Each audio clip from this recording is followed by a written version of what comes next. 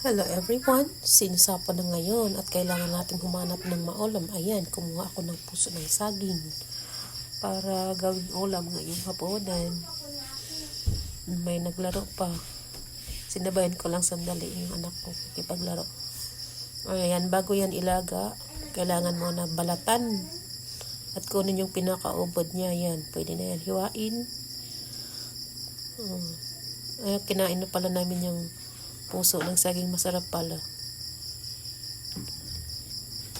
Niwa muna, nilagay yung tubig bago at saka nilagay yung puso ng saging. Naghimay muna ako ng kalamunggay. Ayan, pagkakulo na, kinuha ko na isa-isa.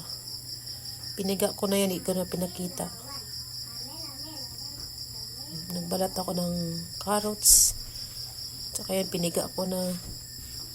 Nilagay ko na sa food processor para madali lang. Sinabay ko na lahat. Pati yung mga spices at saka yung kalamunggay, dahon ng kalamunggay, nilagyan ko ng itlog at saka all-purpose flour.